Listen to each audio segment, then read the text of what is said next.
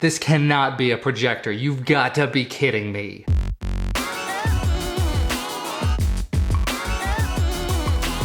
Hello again guys, fun video for you today. A company called Puridea reached out to me and said, hey, we've got this teeny tiny little projector. You wanna check it out? After my last projector related video, I definitely got a lot more interested in them, and seeing just how small these things have become has amazed me. Now looking at the box, you can see it's a DLP projector and it's WVGA, so unfortunately 854 by 480, 16 by 9 ratio. It does have built-in Wi-Fi and an antenna of some form or fashion. Brightness is 50 lumens, but as we saw with the last projector, 50 is really not that bad for a projector, with a contrast ratio of 1000 to 1. Power consumption says max of 10 watts, and the adapter is DC 5 volt at 2 amps. Anyway, let's go ahead and dive into the box and see what makes this thing tick. It can't be much, it's pretty small. So here is the projector. We'll put that off to the side for a moment, and then there's a box of accessories. Lots and lots of accessories. So you've got a warranty card, pretty hefty little instruction manual. If I had to guess, it's probably a bunch of different languages, and it appears to be. You've got a micro USB cable, USB wall wart that does 5 volts at 2 amps, an adorable little very simple remote that actually mentions Miracast, AirPlay, and DLNA, and an even more adorable, what seems to be decently sturdy little tripod. This actually feels like metal. Nice. You get the little fold out legs here. Yeah, this actually all feels like metal. Very nice. And then onto the projector, it says Puridea on the top, and what looks like a status LED, micro SD card slot, DC input, that's the USB input, aux cable in case you want a 3.5mm, and this would appear to be the receiver for the remote. This, I would guess, is the focus knob here on the right hand side. On the front you've got the lens, and you can see it kind of moving there whenever I move that. There you go. Then on this side you have power, plus, minus, and back. On the bottom you've got 4 rubber feet and what looks to be a little bit of a grill for sort of fans. Tripod mount as well, so you can make use of this little tripod. I will say this is a very cute little package. Look at that thing. Oh, and the tripod even has extendable legs. I am just blown away. Look at that! That's so cool. I gotta say, even if I don't end up using this projector a lot, the little tripod just, wow, that's cool. And it's a ball head and everything. That's awesome. So then I would assume if you go ahead and hold the power button, it should come on. And I just heard some fans spin up.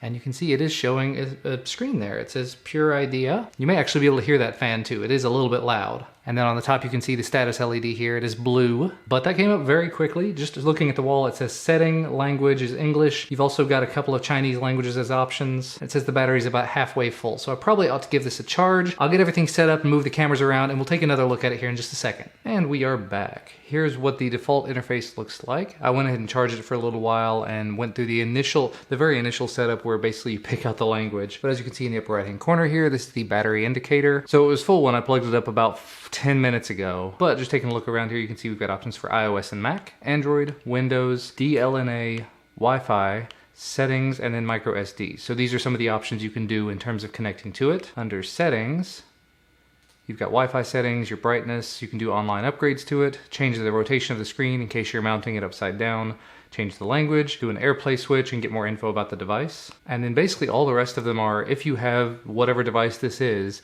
you click on it and it tells you what to do. So click on iOS and Mac. I do happen to have my MacBook Pro sitting here next to me. This first page is talking about how you can connect to it with iOS. We're not going to do that right now. This third page is for Mac Method 1, meaning anything newer than 2012. Now the one thing to mention here, it does say your projector has to be connected to your home Wi-Fi, and then your device has to connect to the Puridea projector's Wi-Fi. And I do not have this currently configured on any sort of Wi-Fi. And I have gone ahead and gotten the Wi-Fi set up, and I'm connected to it currently using my MacBook Pro. So if I go ahead and click the AirPlay stuff and say AirPlay to Puridea, it just flickered, and there you can see on the screen. That's what you're actually seeing, completely wireless from my Mac. You can see I can interact with stuff on the Mac just using my mouse. Cool stuff. And I went ahead and just loaded up my latest video.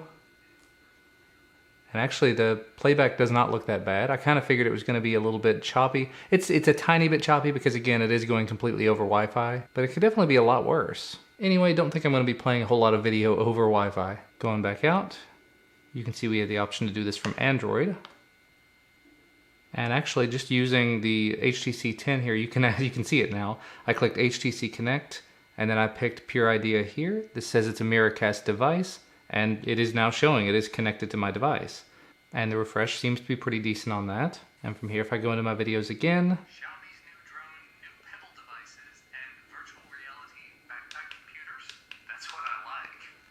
and again, it seems like it might be just a little bit out of sync there, but it's definitely getting the job done. And as you can see, we've got the option here to do Windows and DLNA. I just wanted to show off a few of the things you can do with this.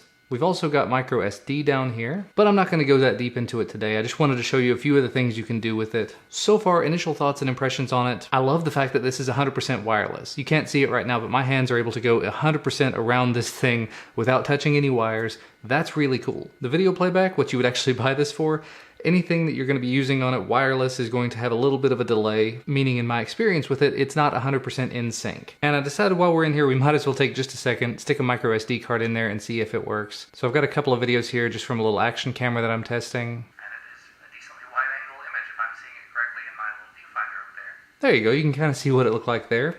It does play things locally, gets the job done. Again, it's not 100% in sync. There's something a little weird there. May work a little differently if you used an external speaker with it or something. But I think that's gonna wrap it up for me for today. I'll put a link to where you can find this down in the video description. It runs about 250 bucks on Amazon, and I'll see if there's any coupon codes or anything I can include with that. But thank you guys so much for watching. Leave a thumbs up down below if you liked it. Subscribe to receive more. We'll see you again next time.